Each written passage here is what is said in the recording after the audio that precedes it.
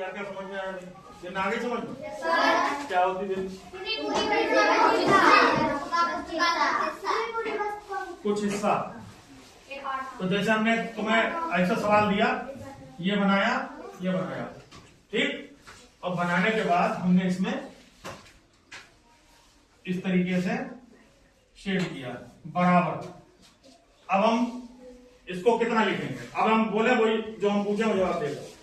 चलो पहले चेक करते हैं। चलो सबसे पहले कक्षा 1 वालों को पूछते हैं। आर्ट्स कितना? क्या नाम तुम्हारा? आर्ट्स। कौन सी क्लास में पढ़ते हो? क्लास 1 में, ठीक। तो इसको हम भिन्न के रूप में कितना लिखेंगे? 3/7। कैसे पता लगेगा?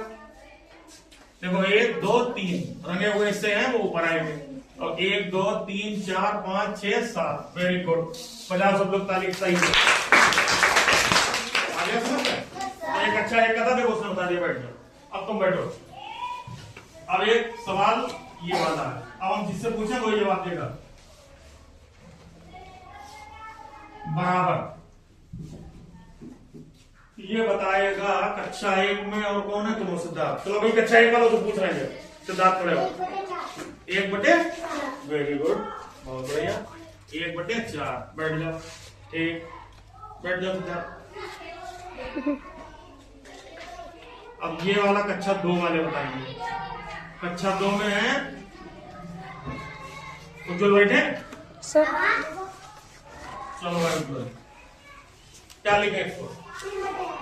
3/8। वेरी गुड, सही जवाब, ताली बजाओ।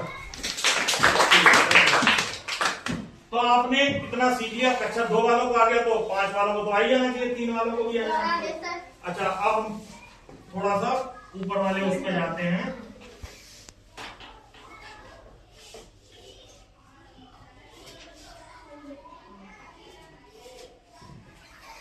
आदित्य यादव,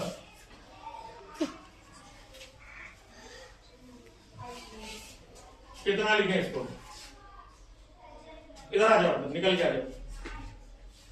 ये लिखो, 4 लिखो जाओ। कितना लिखेंगे?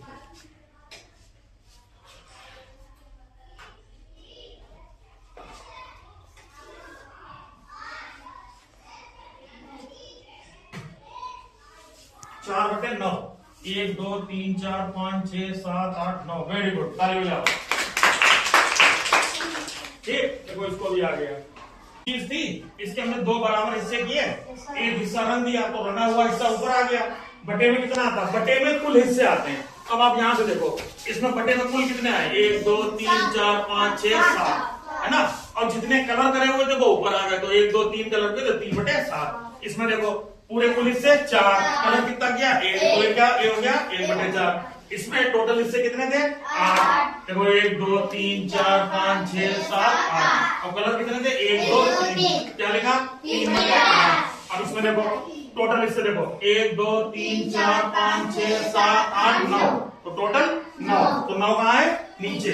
और कलर कितने थे? 1 2 3 4। तो क्या हो गया? 4/9। अब इसमें क्या था? 2, और 2 में से 1 कलर था और टोटल 2 थे, तो 1/2।